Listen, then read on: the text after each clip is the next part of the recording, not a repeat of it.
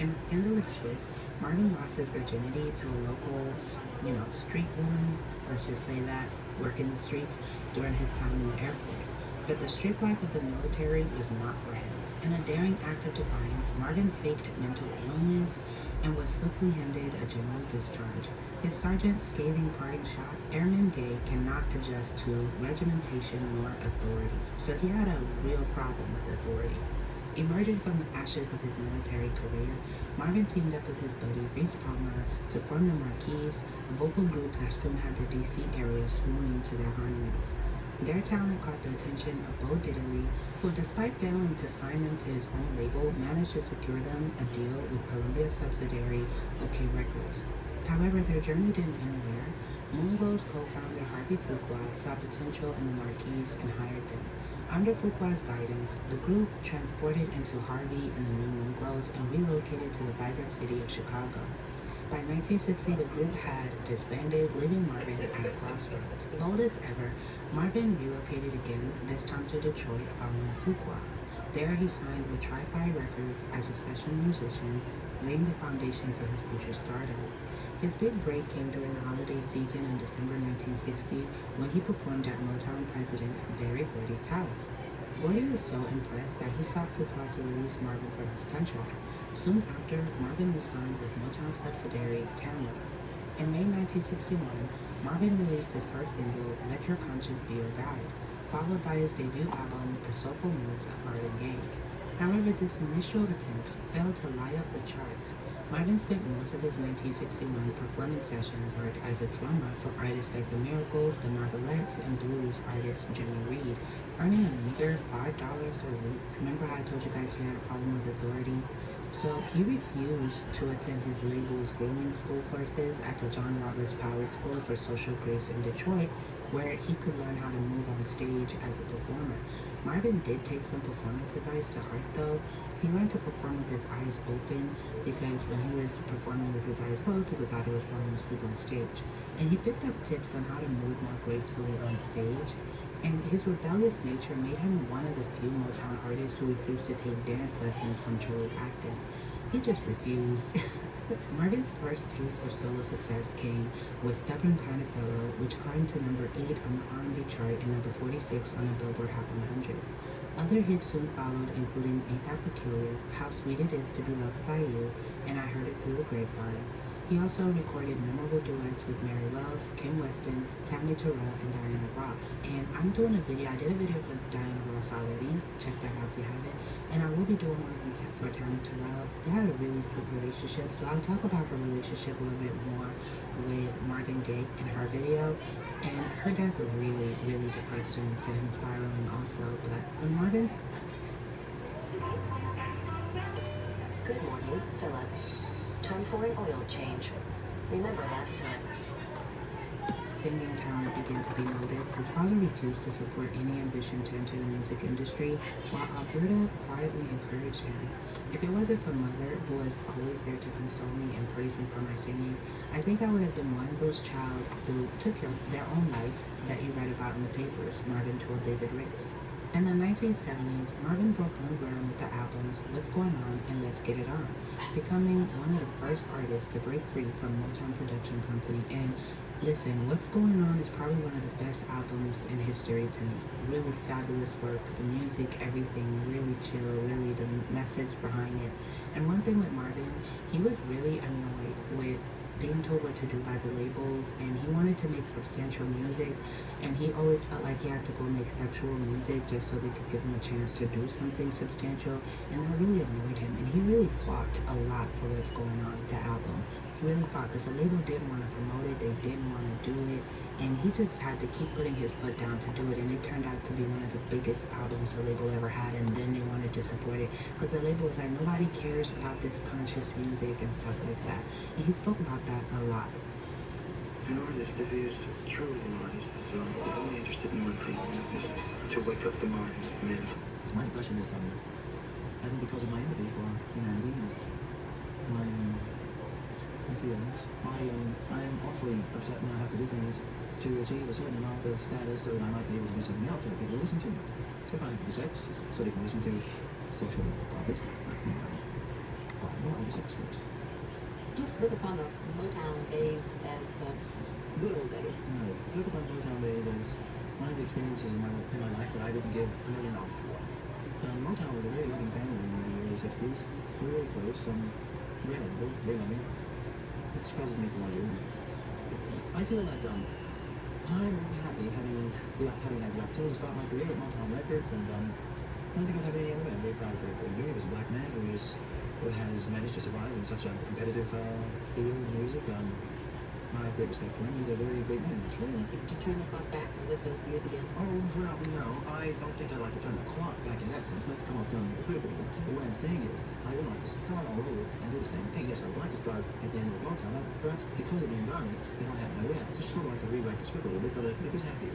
I have had a measure of ribbons in certain aspects. And those who know what I'm talking about know what I'm talking about. You tell me. What do you mean? Well, I don't like to go into that because it's rather personal, but I'm sure those who are listening to this know exactly what I'm going with that. I just relaxing. I'm a survivor, I think. If my feeling is busy, but it's good. There must be a sense of aha back on top. And I'll show you. True.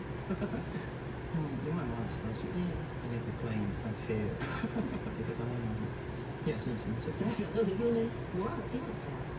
yeah, but that's just it. I don't want to feel human anymore. I just want to be an artist. I just want to not in the woods in the rain, sitting by myself in the sun, letting God shine on me. I like the cold and but now I like the idea of those other little estimating things that I like to get back at each people because of my parents' blood. His later recordings influenced several R&B subgenres, such as Quiet Storm and Neo Soul, and in 1982, Marvin's sexual healing from the album Midnight Love won him his first 2 Grammy Awards, cementing his legacy in the annals of music history. Please comment below your favorite Marvin Gaye song. Now let's talk about his marriages. A marriage to Anna Gordy, the sister of Motown founder Barry, in 1963 seemed like the perfect power move for Marvin's career, but it would soon turn into a twisted tale of love, deceit, and scandal. Friends often remarked that Anna, 11 years older than Marvin, reminded him of his mother. But Marvin was not one for monogamy. Soon he was entangled in affairs with much younger women, one of whom was allegedly Denise Gordy, Anna's 16-year-old niece. When Denise fell pregnant, Anna pulled off a scandalous facade, faking a pregnancy and adopting a child, Marvin III, to keep the family honor intact. So rumors swirl that Marvin is a biological father, but the truth remains shrouded in mystery and, I don't know, comment below what your thoughts are. Marvin's eyes soon landed on Janice Hunter, a 17-year-old beauty, who would become his second wife. Their affair marked the end of his marriage to Anna in 1973. Janice was just a teenager when they began dating, and Marvin was twice her age. As their relationship intensified, so did Marvin's dependence on substances, leading to increasingly erratic behavior. On one infamous occasion, high on Coca-Cola, Marvin coerced Janice into a threesome with another couple, only to cruelly mock her afterwards. Janice bore Marvin's 2 children, Nona and Frankie, but even motherhood couldn't shield her from his harsh words. He criticized her stretch marks and sagging breasts, despite her being only 22. Torn apart by Marvin's cold treatment, Janice sought comfort in the arms of Candy Pendergrass, Marvin's main musical rival. She even wrote that she snorted a few lines of the white powder with Teddy Pendergrass and then, had intimacy with him. So she had her nature too. They both weren't perfect people, okay? So Marvin's jealousy soon turned violent when he found this out. One day, high on a cocktail of psychedelic mushrooms and Coca-Cola, catch my drift, he started raging about Janice's betrayal with Teddy.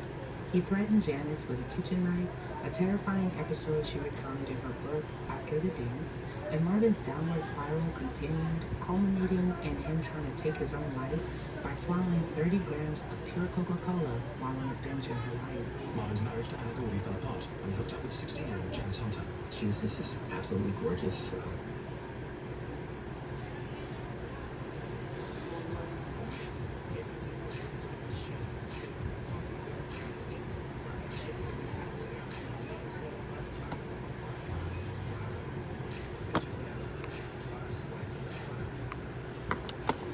Of a teenager. They met while Marvin was recording Let's Get It On, his tribute to sexual freedom. She became his second wife, and Marvin set about creating his ideal woman. As Janice failed to meet his expectations, the relationship grew apart. Infidelities led to jealousy and quickly turned to rage. For all my problems now, it's much worse than I guess you can imagine when I was younger. Probably totally uncontrollable. I'm very stubborn, I'm arrogant, I'm egotistical, I'm also lovable, I'm also loyal. I'm a lot of things, but it depends. I'm flexible guy, and probably quite schizophrenic. I'm very difficult to live with. I imagine anyone to live with me for me appreciable amount of time. It's been proven all my life. I'm very well upset that.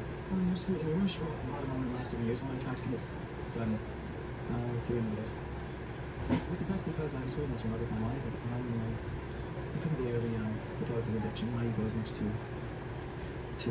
big, too loud, to accept rejection. I was rejected, and I had to learn the lessons of rejection, and it's been a great deal to heal my ego and to make me realize that I'm probably not keeping the movement as I always think about. But the scandals didn't end there. In recent interviews, Quincy Jones dropped a bombshell claiming that Marvin Gaye had been intimate with Marlon Brando. He did a video for him too, and he went that way. Marlon Brando was really open about his exploits, okay? Marvin's younger sister, Ziola, responded to the shocking revelations, calling it horrible and vindictive. She questioned how Jones could make such claims about the dead who couldn't defend themselves. While Richard Pryor, another person Jones linked with Brando, hinted at his biased sensuality in his stand-up, Marvin maintained his heterosexuality, stating in his biography, Divided Soul, The Life of Marvin Gaye, sexually, men don't interest me, end quote. Y'all know how I feel. If someone died, I don't like when people write books or do exposes while they're dead. Do it while they're here. That's just me. That's just where I'm at. So I'm with his sister with that. Marvin is not here to defend himself or say anything. And Quincy, I don't know, he just looked like he was being messy. Comment below your thoughts on that, but I wouldn't doubt it because back then they were all doing a lot of substances and it was free love, if you catch my vibes. It was free love in that era, and I don't doubt it because Motown was a toxic place. I don't doubt it because Hollywood was a very toxic place in the 70s and 80s too, especially the music industry. It was just a terrible, terrible place where everybody slept with everybody. Men, women, animals, whatever. Yeah, I kid you not. And that was the vibes. So he was into that world and he was getting high like a kite all the time. So, I mean, I don't doubt it. I just think it's not, the best to kind of reveal that while the person is dead. But comment below your thoughts. In the late 70s, with Marvin drowning in a sea of debts, he owed a staggering $3 million in U.S. taxes, equivalent to $50 million in today's time, and an additional $425,000 to his ex-wife, Anna Gordy, as part of their divorce settlement. He was terrible with money. He started to evade paying his taxes. The once celebrated singer was reduced to living in an old delivery van, a stark contrast to his former opulent lifestyle. Fleeing from his financial woes, Marvin sought refuge in Belgium, a tax haven for the stars. It was there that he managed to shake off the shackles of his Coca-Cola addiction. It was just pressure from all sides as far as his career was concerned, as far as his family was concerned. He wanted out. And he got his way. Austin is very away from civilization. And people didn't know who he was. I mean, there were the chosen few that did know, but if he could walk down the street there and not be recognized and be himself, and that's what he needed. In 1982, Marvin made a triumphant return to the music scene with the release of his hit single, Sexual Healing. His comeback was marked by a successful tour in the U.S., but it also rekindled his destructive love affair with substances. Haunted by his addiction, Marvin moved into the mansion he bought for his parents in Los Angeles. His paranoia grew, along with his substance dependence. He hired bodyguards and even wore bulletproof vests on stage, constantly fearing his impending doom. He ominously told his siblings, "I'm going to die. I'll be poisoned or shot." Ironically, his prophecy would come true, not at the hands of an assassin, but from his own father.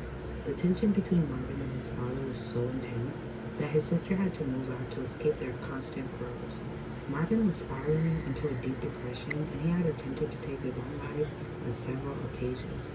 On the fateful night of April 1st, 1984, just one day before Marvin's birthday, a heated argument broke out between Marvin's father and his mother over some misplaced insurance papers. Marvin, who was in his bedroom shielding his mother, couldn't stand idle. He lashed out at his father, delivering a flurry of punches and kicks. What happened next was the stuff of nightmares. Marvin Sr., eerily calm, walked back into Marvin's bedroom, holding a revolver. The dad came into the room with it. That's how our shirts need to be with our logo. That's the type of shirts I was saying I need with our logo. Okay, make the logo goddamn. I can get the shirt. He just But pointed these the gun at thin. Marvin. I said, but these thin. Shit is My hot. husband shot and Marvin screamed. I tried to run. Marvin slid down to the floor after the first shot. Marvin Gaye, the Prince of Soul, was pronounced dead less than an hour later at a nearby hospital. His brother Frankie, who lived next door, cradled him in his arms as he drew his last breath. Frankie claimed Marvin's last words were, "I got what I wanted. I couldn't do it myself, so I made him do it." In court, Marvin Sr. pleaded self-defense, stating, "If I could bring him back, I would. I was afraid of him. I thought I was going to get hurt. I'm really sorry for everything that happened. I loved him." The prosecution presented a damning case against him, citing alcoholism. In a shocking twist, the defense revealed that Marvin Sr. had a brain tumor, which they argued had affected his mental state. The jury swayed by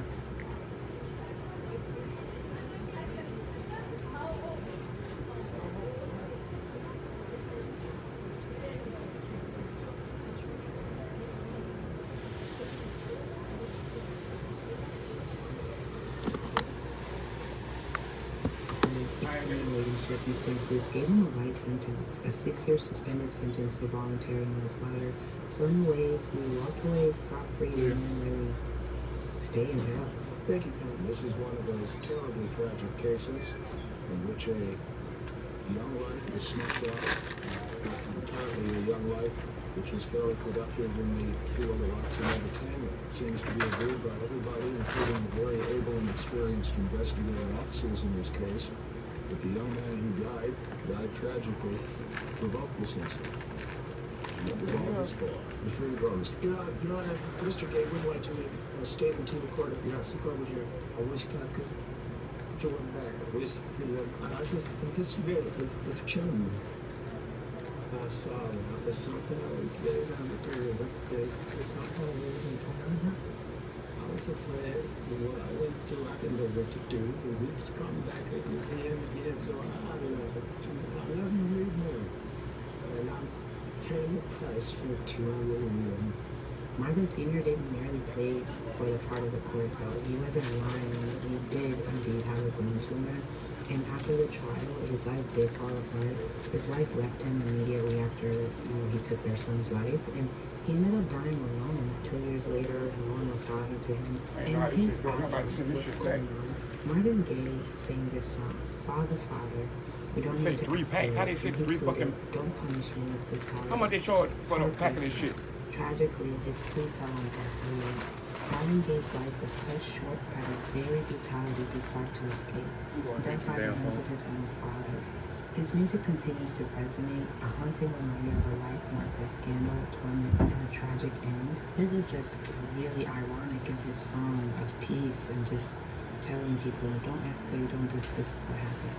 I really do think that substance, because I know there's a lot of conspiracy theories out there, and yeah, I can be a conspiracy theorist sometimes, but I really do think the substances really did get a hold of him, because we did the video for Fergie, and Fergie explained how when she was on substances, she was really paranoid. She really thought people were after her. She ran into a church and was praying to God, like, okay, I'm tripping, and when she realized she was tripping, she finally got the help she needed and got out of it. And a lot of people, if you speak to people that were addicts, will tell you just how deep their paranoia went when they were on those very strong substances and believe the world was out to get them. They would get very violent, very energetic, very erratic.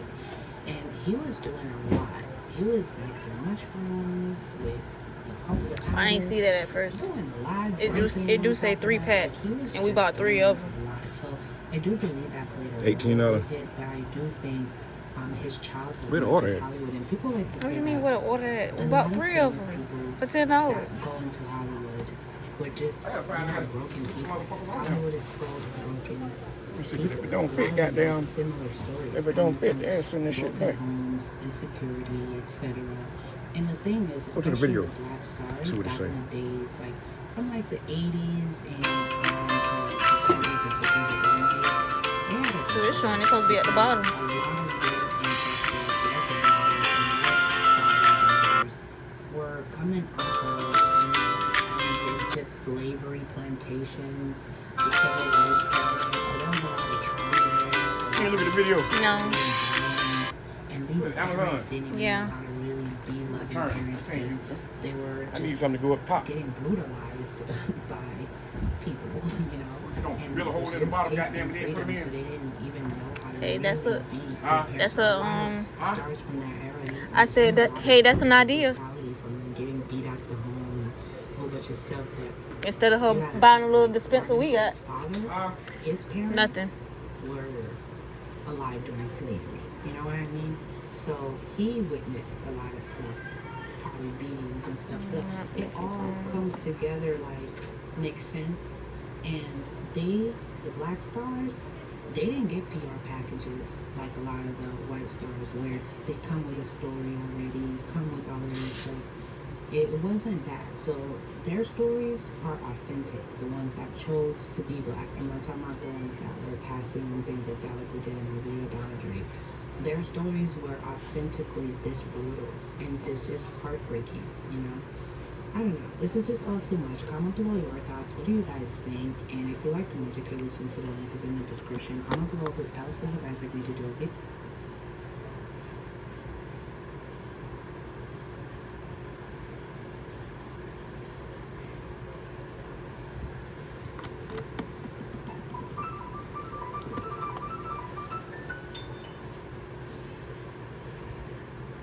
Thinking to start cutting carbs, I need to drop my belly fat. If you want to drop this, Pete Rosner is known by many titles. She's known as the First Lady of Fitness because she has done a lot for the fitness community. She was also one of the figures of one of the women that was used as an example for Barbie. I mean, look at her figure. I could see why, right? She was also one of the first real supermodels. She was everywhere, but she was also a pinup girl, and she really fought for herself. We are going to talk about the whole Playboy thing. We do so many tragic stories on this channel where the women in the golden age were used up. I even did a video for Betty Page. She was a pinup model also. I'll put that in the comments, but the system just used them up and destroyed these women. And sadly, they just didn't really fight for themselves. And so Betty's story really warms my heart because she was not going out like that. She fought for and demanded her respect and stood up against people. She stood up for her beliefs. She stood up for her rights and didn't really waver with that. And I think you guys will be proud of her too. And the Gilded Halls of Fame, Betty Brosma Reader holds an irreplaceable spot. Her shockingly stunning figure, with measurements once boasting a 37 to 18 to 36 silhouette, made her an unforgettable sight. Her platinum blonde hair, reminiscent of Marilyn Monroe's iconic look, and her infectious smile placed her on a pedestal as the first true supermodel.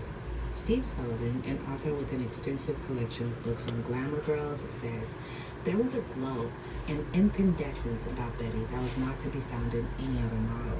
This radiant charm was not just skin deep.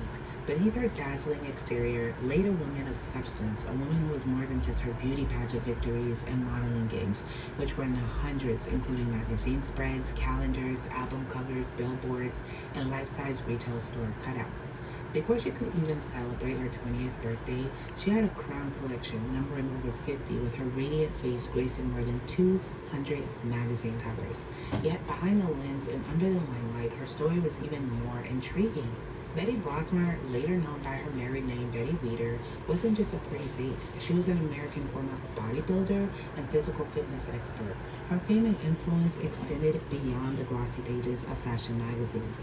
She was also known, like we stated, as the First Lady of Fitness, a title she wore with pride. And I know you guys are looking at her snatch waist like, Kareen, are you going to do a beauty segment for her? We want to know her fitness secret. I got you guys. She is 94 right now, and she looks good. I will show you guys some pictures towards the end of the video, just how well she be aged. She just aged so, oh my god, probably the best one thus far. Best one thus far. That aged just so gracefully. But we will get into her beauty secrets. Don't worry, I got you. Today, her legacy continues to inspire with a fan page dedicated to her that earned over thousands of likes. Her impact on the world of fitness and modeling is undeniable, and her story is one of ambition, hard work, and an unyielding spirit. Betty Brosmer Reader, the mid-century pinup with the impossible waist, is indeed much more than just a pretty face. We're gonna get into the scandal with Playboy and all of that as we stated. But before we get into all of this, hey friend, welcome to my channel Free and Believe, where we deep dive and break down the most iconic stars through history. If you're not yet subscribed, please be sure to do so. And if you're already subscribed, please turn on your notification bell so you never miss an upload. Now let's go to her childhood. I couldn't really find pictures of her childhood, so use your imagination. So born under the California sun in Pasadena on August 6, 1929, Betty Brosmer was the offspring of Andrew Brosmer and Venla. She spent... Hello.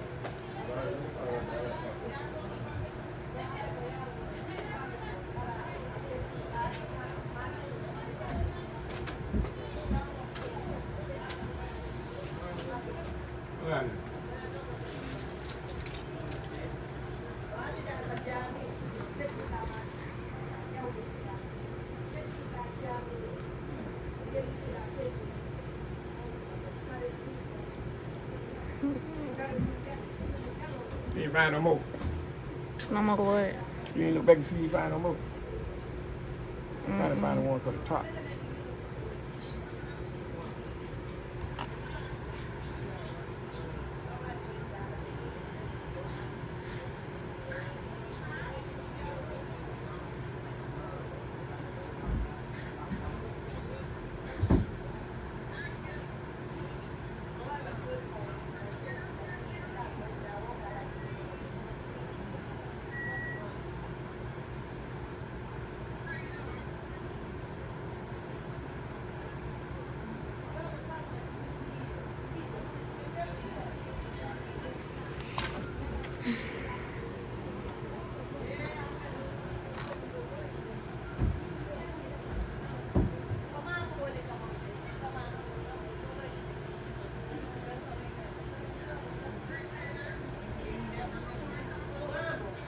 Ain't nobody been draw this.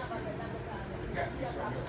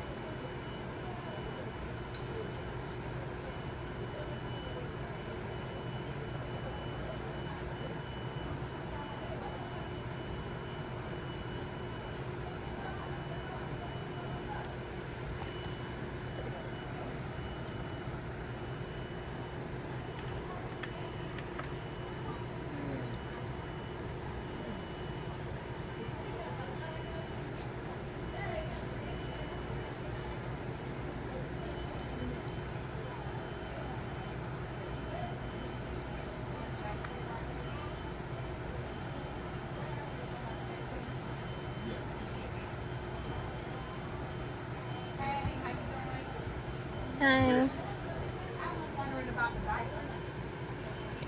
What size you trying to get?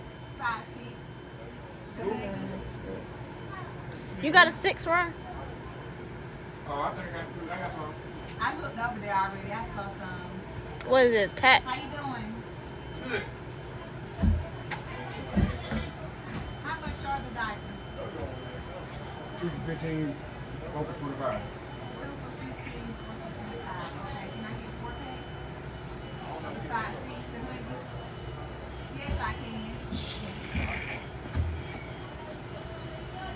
How you paying?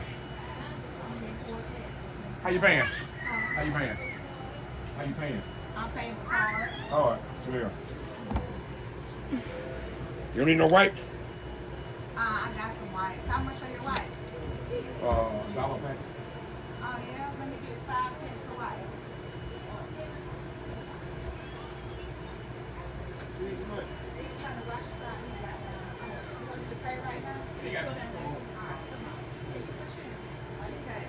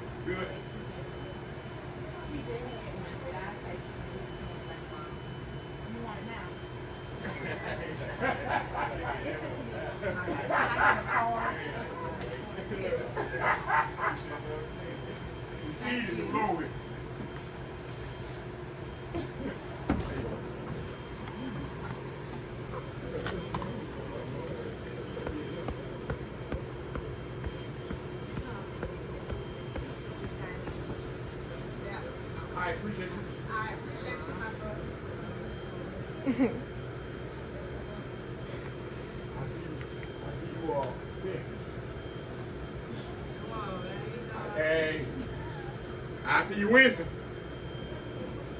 Leave here 5. It's 3. That's 2 hours.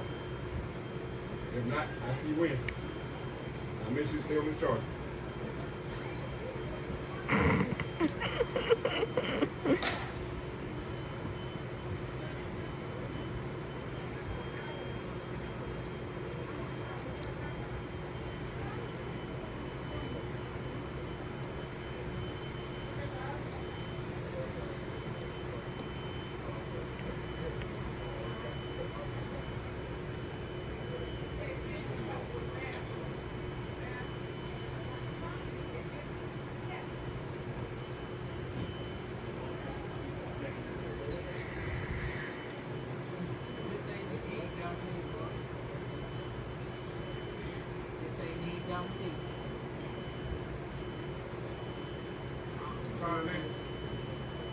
You done?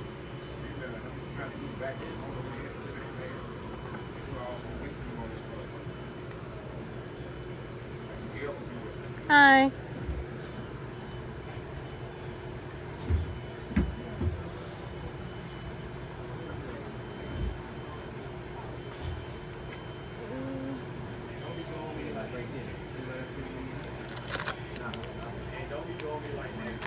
This one is a little small though. Yeah. Don't be doing it like that. No, call it for Don. I will call it for Don. We're trying to get it all that.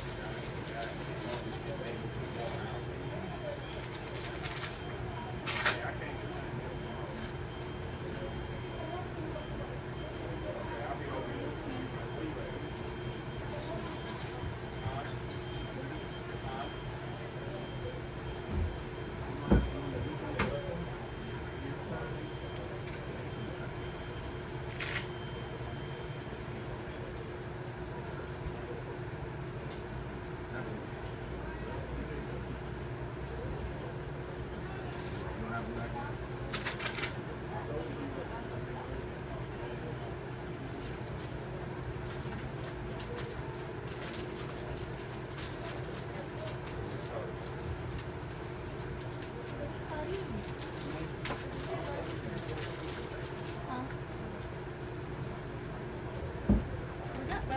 We only got 3 more left.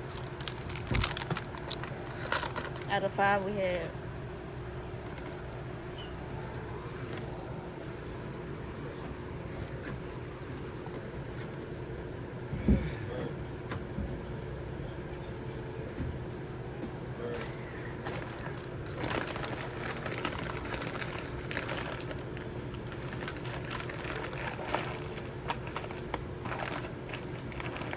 You sent return. I gotta print it out. You gotta put it in what I need.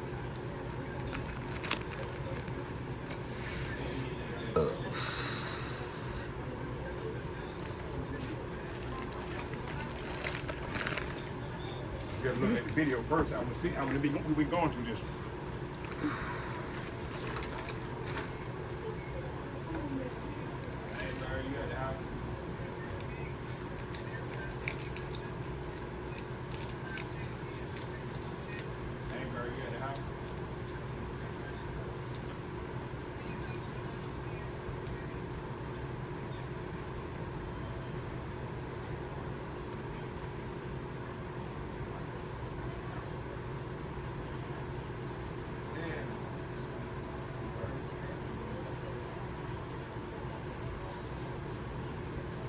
How y'all both broke? Don't got no cash. His money on his phone.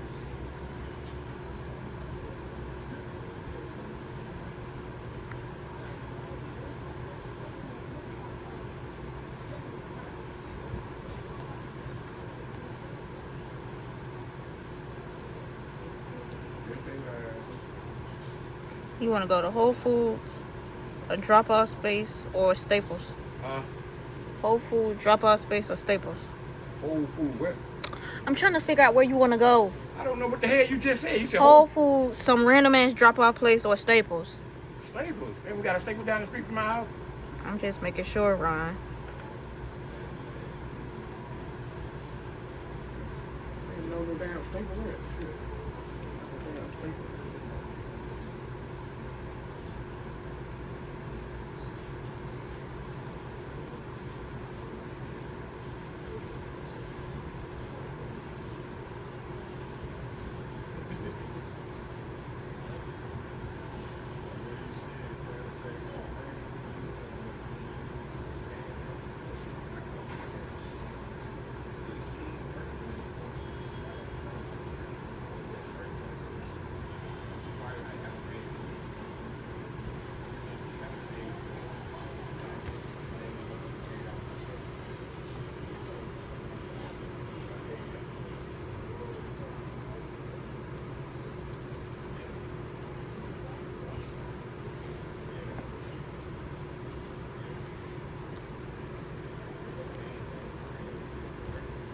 Until she was about 10 years old when she moved to the bustling city of Los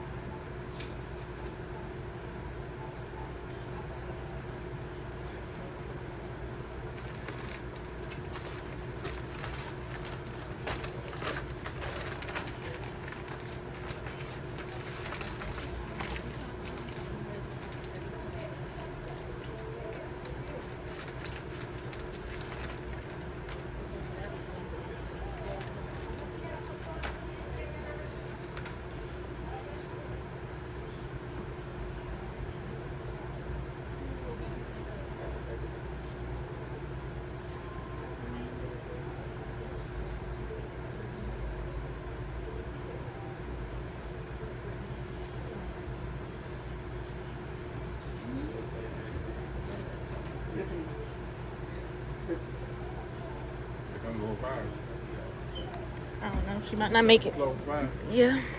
I told her that the first time. Give me a shirt. Give me a shirt. You got them on the floor already. Yeah. Put them in your bag. Clap. It's called clap. Yeah, whatever. Despite being petite and slight, young Betty embarked on bodybuilding and weight training even before hitting her teenage years. Raised by her sports enthusiast father, she's shown in youth athletics and was known as something of a tomboy. She got the real She was eyeball. very athletic and played a lot of sports, and it was known that whenever she would play in teams, everyone would want her on their team. Betty's journey into the limelight started at the tender age of 13 when a photograph of hers was featured in the Sears and Roebuck catalog. The following year, an excursion to New York City with her aunt led her to pose. Just put it on the chart. Make sure it's good in chart.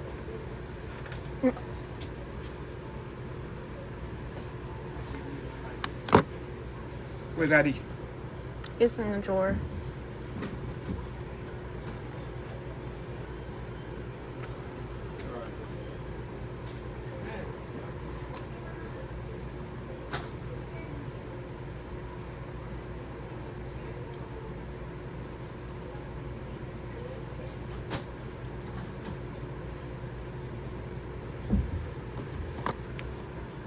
Professional photographic studio.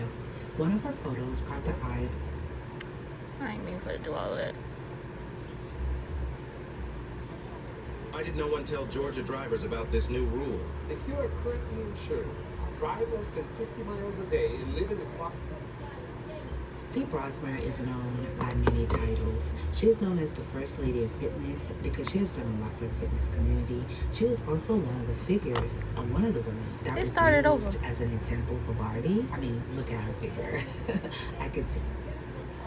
We got started over.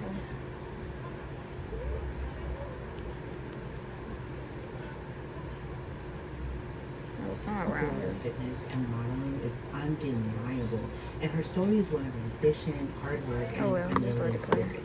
Betty Brosmer Weeder, the mid-century pinup with the impossible waist, is indeed much more than just a pretty face. We're gonna get into the scandal with Playboy and all that as we stated. But before we get into all of this, hey friend, welcome to my channel Cream Allude, where we deep dive and break down the most iconic stories through history.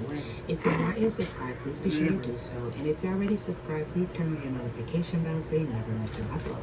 Now let's go to her childhood. I couldn't really find pictures of her childhood, so use your imagination. So born under the California sun in Pasadena on August 6, 1929, Betty Brosmer was the offspring of Andrew Brosmer and Vinla. She spent her early years frolicking in the charming town of Carmel until she was about 10 years old when she moved to the bustling city of Los Angeles. Despite being petite and slight, young Betty embarked on bodybuilding and weight training even before hitting her teenage years. Raised by her sports enthusiast father, she shone in youth athletics and was known as something of a tomboy. She was very athletic and played a lot of sports, and it was known that whenever she would play in teams, everyone would want her on their team.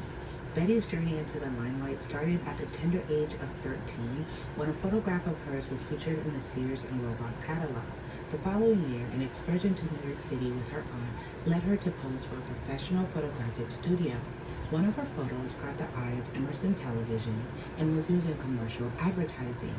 This image became a sensation, gracing national magazines for several years later.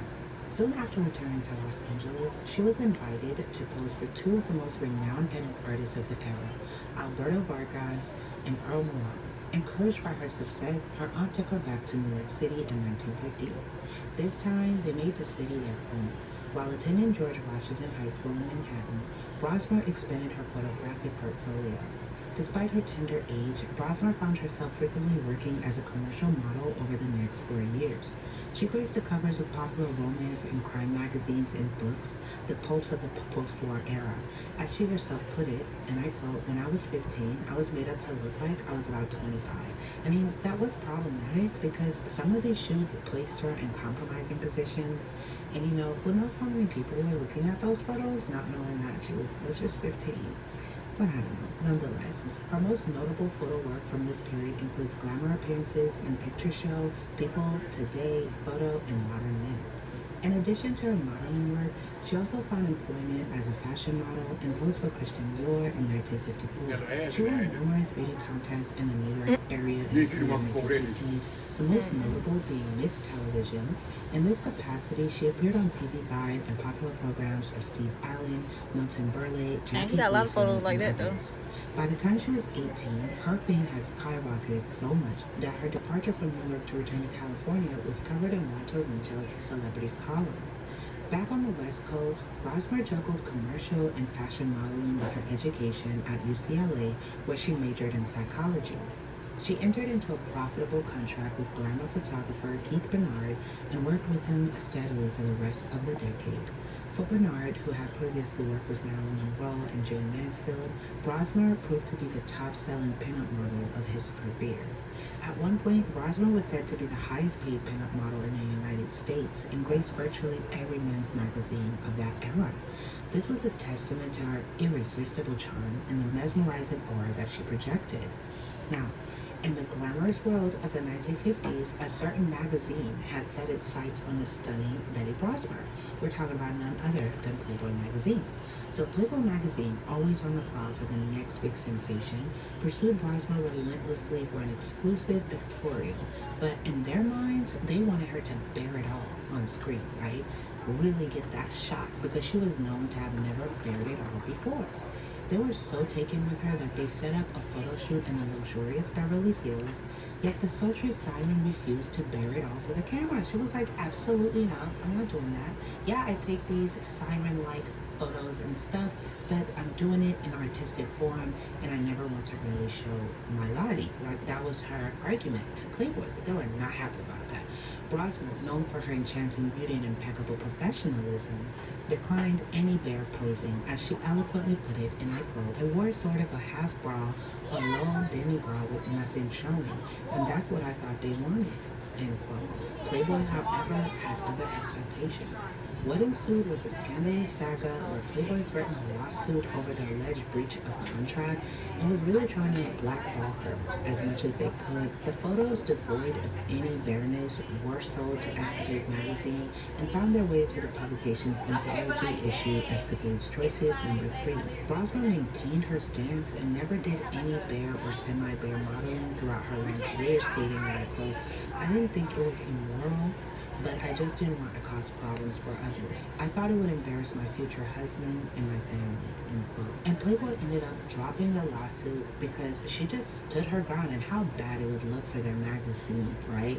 That if they went over a young lady because she refused to bear it all, it was going to look really bad and would face, even back then, there wasn't really cancel culture, but they were going to get canceled. People didn't play, about stuff like that. They was going to be really like, listen, that's really shady that you're suing someone because they didn't want to bear that.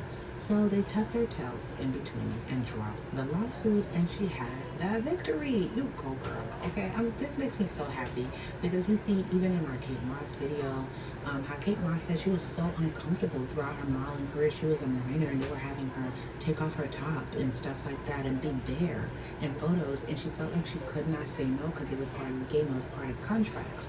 And when they come with these contracts, it's stiff, it's heavy. If you stand up for yourself, they'll blackball you. And, these women just end up doing it because they feel like they have no choice. They're pressured, they're young. People around them don't have their best interests, so they encourage them to just do it for the money because they're going to get a piece of the pie. And so it's so refreshing to see someone just stand up for themselves and not fall for that, okay? She ended up marrying her future husband at the time that she was speaking about. She wasn't even married yet, and she was already thinking of her future husband, right? And her future husband was none other than Joe Weider, a bodybuilding enthusiast and magazine publisher. He first became aware of Brosmer through his contact with Keith Bernard, a well-known photographer in the fitness industry. Weider was smitten with her. Get 0.9% APR on its Buick Envision. Plus, If you're paying with the phone might be disabled. You got another phone to pay that. You don't have to. I'm just saying. In Brosmer's first photos for a Weider magazine, He had to learn the hard way. page layout and figure and beauty in December 1956. From then on, Weider regularly sought out her work among Bernard's submissions, and she quickly became his favorite model. Their professional relationship soon blossomed into a personal one. Bound by their shared interests in fitness and psychology, after their first face-to-face meeting in 1959, He was already the calling your chemistry name like he between didn't even them want to talk to was me. undeniable, and they were married on April 24th, 1961. This marked Joe Weider's second marriage, and although he had I a said he daughter was from his calling your previous name wife, like he didn't he want to and talk to Brosmer me. didn't have any children of their own. Their marriage, however, would stand the test of time, lasting over 50 years until Joe Weider's death in 2013 at the age of 93. And they take so good care of themselves. After her fairy tale wedding to Joe Weider, Betty Brosmer did say goodbye to her pinup days. She Aw, was far look from at her. disappearing from the public eye, though. Now known as Betty Weider, she continued to be a photographer's delight, frequently appearing in Weider's publications promoting an array of fitness products. Her captivating allure remained undiminished even as she transitioned from pinup queen to fitness guru. Her face, a beacon of beauty and health, graced the covers of various Weider titles like Jen, Vigor, and Muscle Builder. And throughout the swinging 60s and the disco-crazed 70s, she was featured in numerous pictorial layouts, often sharing cover spaces with champion bodybuilders of the day. The likes of Arnold Schwarzenegger, Dave Draper, Frank Zane, Mike Manser, and Robbie Robinson were all looking to share a frame with her. Her final cover shot was a memorable one on Muscle and Fitness in May 1988 alongside Larry Scott. But Betty wasn't just a pretty face, she was also a prolific writer. Under her marital name, Betty Weider, she served as a regular contributing writer for Muscle and Fitness for over 3 decades. Her writing evolved over time, focusing on her monthly M&F columns, Body by Betty and Health by Betty. She also worked as an associate editor for the female-oriented Weider magazine, Shape. Alongside her husband, she authored 2 comprehensive fitness guides, the Weider Book of Bodybuilding for Women and the Weider Body Book. In collaboration with Joyce Vitral, she designed an all-ages workout regimen for women, aptly titled Better and Better, published in 1993. In 2004, the Weeders made a significant contribution to the world of physical culture. They donated a whopping $1 million to the University of Texas at Austin. This generous gift supported the physical culture collection of the H.J. Letcher Stark Center for Physical Culture and Sports, leading to the establishment of a permanent exhibition space. Today it is known as the Joe and Betty Weeder Museum of Physical Culture, a testament to their dedication and contribution to the world of fitness and bodybuilding. Now let's get into her beauty secrets, right? Because I know that's what you guys were waiting on. So Betty Brosmer, the beauty who took the world by storm, was not always a picture of strength and grace. As a child, she was small and slender, but even back then, she yearned for more from her petite frame, more strength, more power, so she got into bodybuilding. Barely into her teens, she had an unusual fascination for fitness that went into her weekend.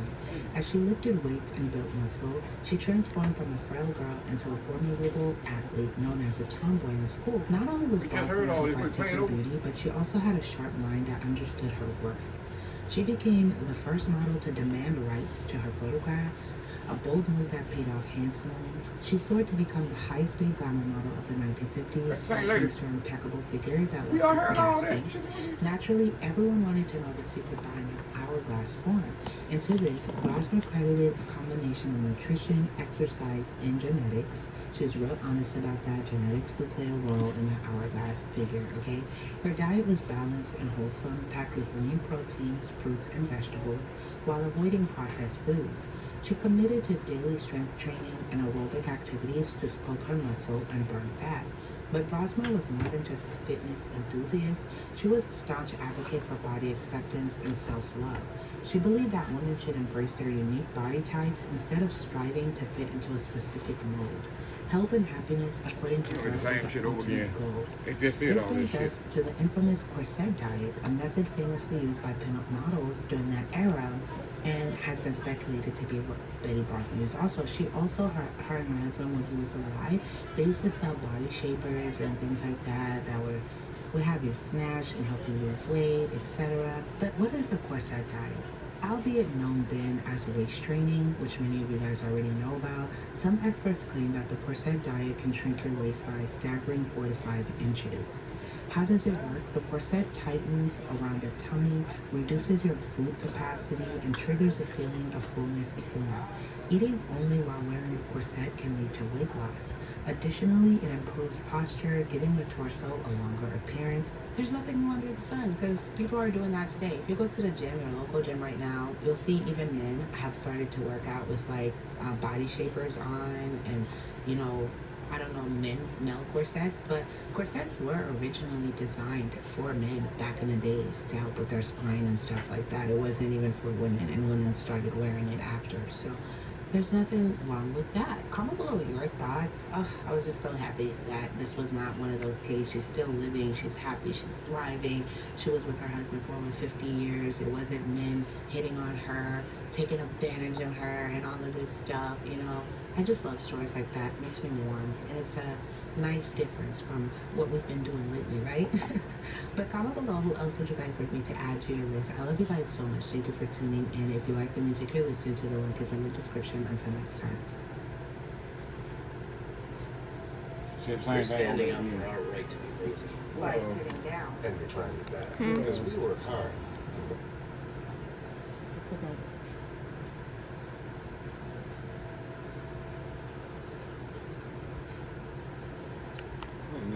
The gods have spoken. You need a new queen. I guess it's more serious. I got in my mouth. What made it?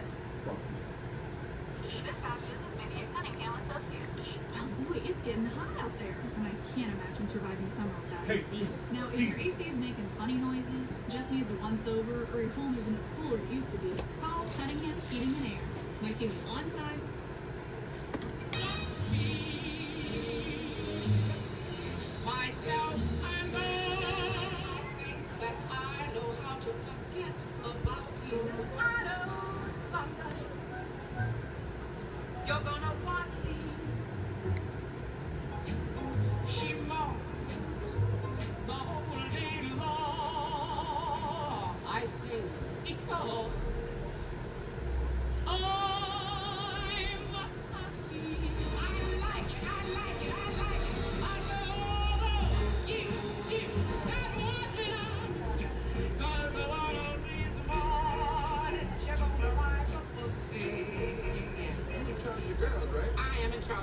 Are you in charge of the girl? I am in charge of the girl. Okay. If you haven't heard of Della Reese, who was an American jazz and gospel singer, actress, and ordained minister whose career spanned 7 decades, well, today you're about to get to know her, okay?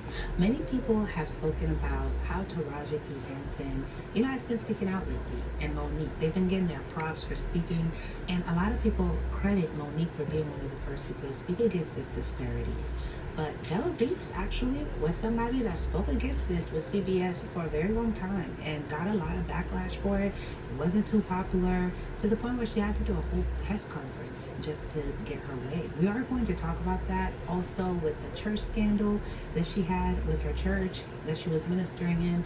There was some scandal there and fraud, and also some clergymen accused her of purchasing pot from the members. We're going to talk about this and all, but first, hey friend, welcome to my channel, Crane Allude, where we deep dive and break down the most iconic stars through history. If you're not yet subscribed, please be sure to do so. And if you're already subscribed, please turn on the notification bell so you never miss an upload. Now, without further ado, let's get into this video. Now, Miss Della Reese had an iconic, legendary career that most stars today could only dream of having, okay? And she was the first for many, and she broke a lot of barriers and accomplished so much. And a beautiful woman at that too, and did it with grace. Unfortunately, we are going to start with her childhood, but I couldn't find much pictures or any pictures of her childhood, so use your imagination. Born as Della Reese Patricia Early on July 6, 1931, in the historic Black Bottom neighborhood of Detroit, Michigan, the woman who would come to be known as Della Reese was destined for greatness. Her father, Richard Thaddeus Early, was a hardworking African-American steelworker, while her mother, Nellie Mitchell, a cook, claimed Cherokee ancestry. Nellie had several children before Della, but none of them lived with her. As a result, Della grew up as an only child, a solitary star waiting to shine. Her journey to stardom started at the tender age of 6 when she began singing in church. This experience ignited in her a deep passion for gospel music. On weekends in the vibrant 1940s, Della and her mother would indulge in the magic of cinema. They would watch glamorous divas like Joan Crawford, Betty Davis, and Lena Horne light up the screen. After each movie, Della would reenact scenes. So we're way over. I said we're way over. In 1944, at just 13 years old, Della's multifaceted talent caught the attention of renowned Mahalia Jackson, who hired her to sing with her gospel group. Around the same time, Della was making pursuits at Detroit's Cass Technical High School, all while continuing to tour with Jackson. In 1947, Della achieved a milestone that no one in her family had before. She graduated from high school at the age of 15. This achievement sparked a new chapter in her life as she formed her own gospel group, the Meditation Singers. However, life threw a curveball at Della.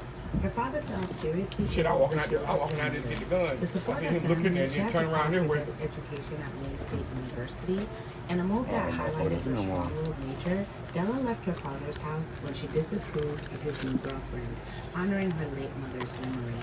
In the years that followed, Della took on a myriad of odd jobs, from truck driving to working as a dental receptionist and an elevator operator. And by 1949, she was performing in clubs, lighting up stages with her powerful voice. It was then that she decided to shorten her name from Della Reese Early to Della Reese, a name that would echo in the annals of entertainment history. Now let's get into her career. The legendary Della Reese was first discovered by the gospel powerhouse Mahalia Jackson. Her journey to stardom was ignited when she won a contest that earned her a week-long gig at Detroit's renowned film show bar. Della's talent was so captivating that 1 week turned into 8, forever changing the course of her life. Though her roots were firmly planted in gospel music, this new environment introduced her to jazz legends like Ella Fitzgerald, Sarah Vaughan, and Billie Holiday, who significantly influenced her musical style. In 1953, she signed a recording deal with Jubilee Records, leading to 6 albums that showcased her evolving sound. That same year, Della joined the Hawkins Orchestra, further broadening her musical horizons.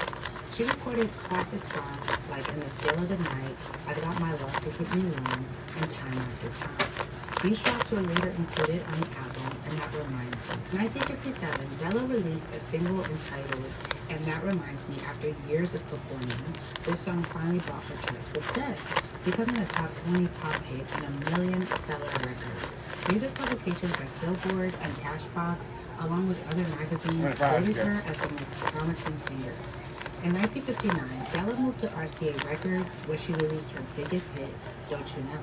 It soared to the number 2 spot on the pop charts, topped the R&B charts, and sold over 1 million copies, earning a gold disc from the RIAA. 50. This song became the signature anthem of her. I would think as a coach and as a racer that I would know how to get the right shoe fit, but it took a lot of pain in my foot to realize that I hadn't been sizing my own shoes right. I had a friend tell me about Road Runner Sports, and so I went into my local store 50 and and 50.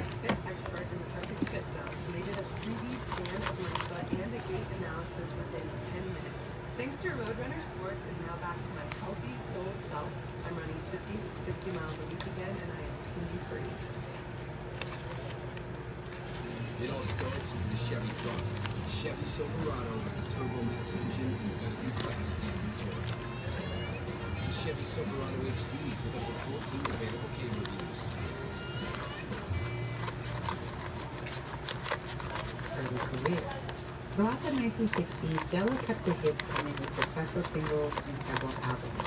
She also graced the stages of Las Vegas for 9 years and toured across the country, charming audiences with her soulful voice. In 1970, she released a soul pop album, Black is Beautiful, which climbed to number 44 on the R&B chart. In 1986, Della formed the gospel group Brilliance with fellow singers O.C. Smith, Mary Clayton, Vermetia Royster, and Eric Strong. They released an album featuring the song You Gave Me Love, which earned Della a Grammy nomination in the gospel category. She earned another nomination for the album Live, My Soul Feels Better Right Now, further cementing her legacy as a music icon. In the late 1960s, a seismic shift occurred in Della's career as she transitioned from a celebrated singer to an accomplished actor. Her first foray into television was with her very own talk show, Della, despite being canceled after 197 episodes. This did not dampen Reese's spirits. In fact, it led to a historic moment in 1970 when Reese became the first Black woman to guest host The Tonight Show starring Johnny Carson. Reese then began to make waves in the world of TV movies and miniseries. She became a regular on Chico and the Man and played the mother of B.A. Baracus in the 18 episode Reese with an Option to Die. And in 1991, Reese starred opposite her close friend Red Fox in his final sitcom, The Royal Family. Reese also lent her voice to the late 1980s Hanna-Barbera animated series A Pup Named Scooby on ABC. In 1989, Reese shared the silver screen with comedy legend Eddie Murphy, Richard Pryor, and Red Fox in the film Harlem Nights, where she had a memorable fight scene with Murphy. She also appeared as a panelist on several episodes of the game show Match Game. However, it was her role in the inspirational television drama Touched by an Angel that made her a household name. Initially reluctant to take on the role of Tess following the death of her best friend Red Fox, Reese eventually gained a lot of weight then. CBS ordered more episodes, recognizing Reese as an integral to the show's success. So, Touched by an Angel was met with a lot of skepticism during its first season in 1994, given its overtly religious theme. The show was initially canceled after 11 episodes due to low ratings, but a massive letter-writing campaign resurrected the series, and it became a big hit for the next 7 seasons. During the 4th season in 1997, Reese threatened to leave the show over pay disparity with her co-stars.